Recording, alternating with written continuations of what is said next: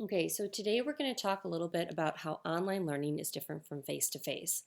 And what are some different ways that you might communicate in online learning environments? Well, we use two different terms, synchronous and asynchronous. And the way that I usually like to remember this is think of synchronous as like synchronized swimming. You're doing it at the same time.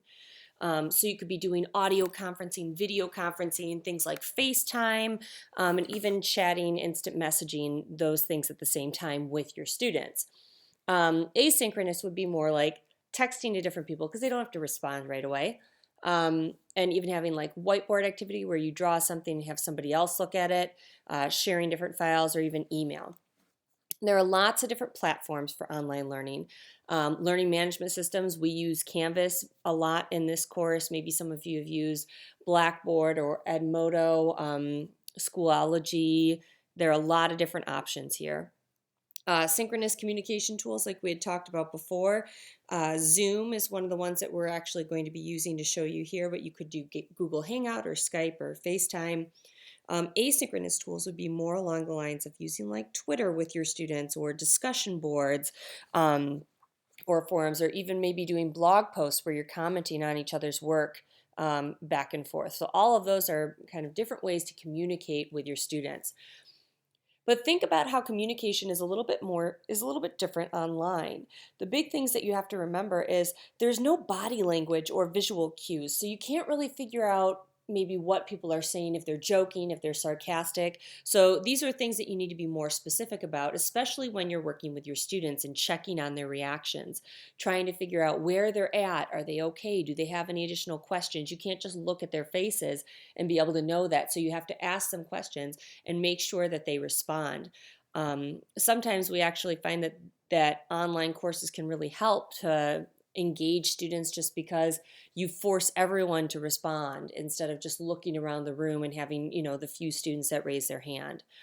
However, you also have to notice that there are sometimes this whole notion of feeling lonely for online learners. If they don't have direct interaction, sometimes it's easier for them to fall through the cracks too. So um, kind of a catch-22 different things, but what we were talking about here is this back channel discussion where it allows more than one person to be able to talk at a time. You get a better sense of where all of your students are at instead of just the few that talk a lot. So how do you keep track of your students online? Well, we do some of these different strategies in W200 where we use the what's, do, when, and where. So we're always doing announcements, kind of guiding you through these different things. Maybe your instructors have used screencasts in order to show you where to go to different places.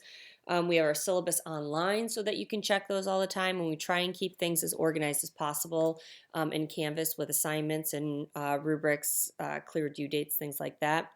Some of your instructors may also use Remind 101 or again through those announcements in their gradebook too. So using gradebook within those 2 weeks to make sure that you get your feedback is an important thing to make sure that we're keeping our students on track.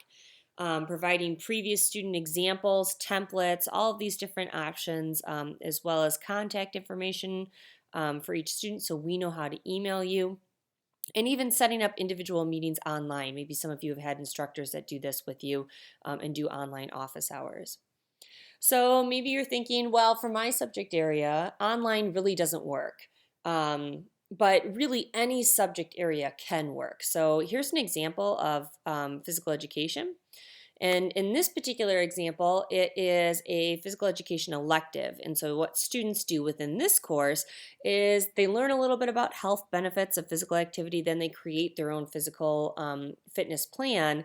And what you'll see here is they have to engage daily in physical activity of their choice for at least 30 minutes, record what they're doing in an activity log, which is then signed by their parents. I've also seen, and then they go through a lot of other different elements here, revising their physical fitness plan, looking at healthy things online.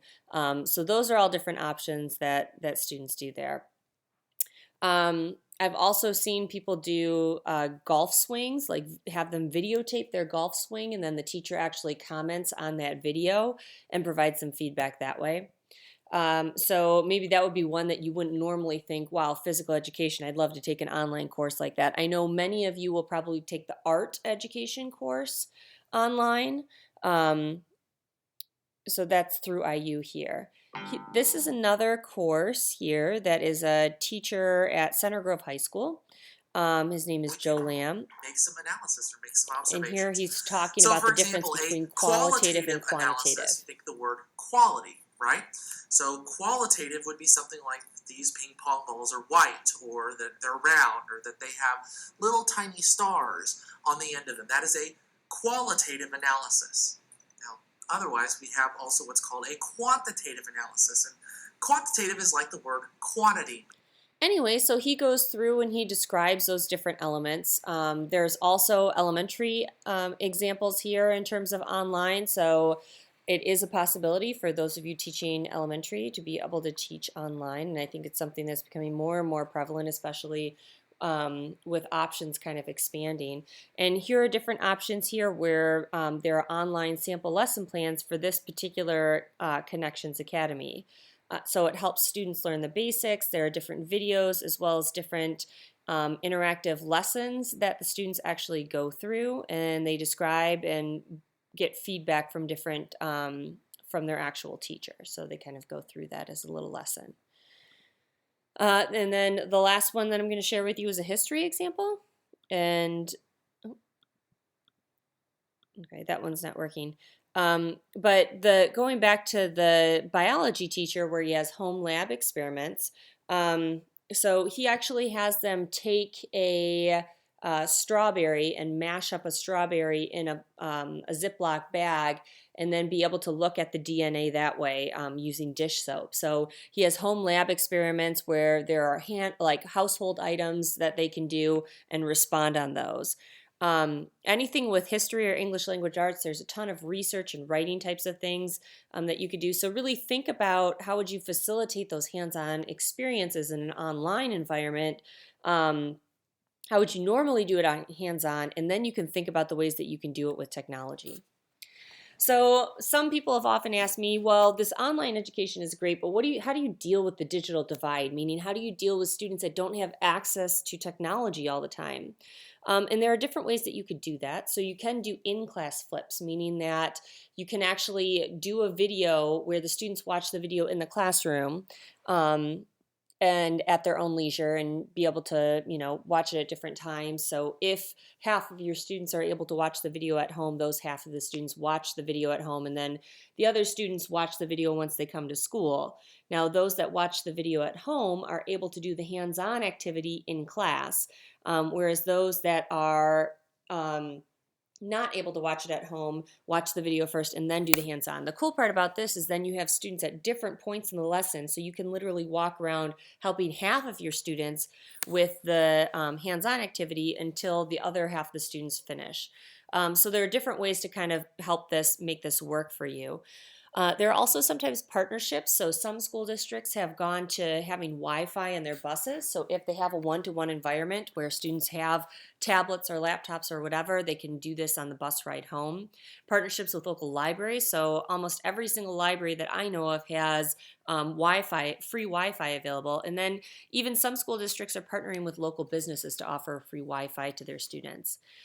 They can also open up their schools before or after the school time and providing lunchtime or study halls, or even providing extra 3 to 4 days to watch a video. I've even known teachers that have created offline versions, so either burning their different online videos or things like that onto DVDs so that students can take them home and play them on their TVs, or even having a class set of iPods or shuffles to kind of like check out so students can look at those. So that's a basic beginning of online learning for this week, and I think you have that should at least give you a starting point to answer the questions in the class prep.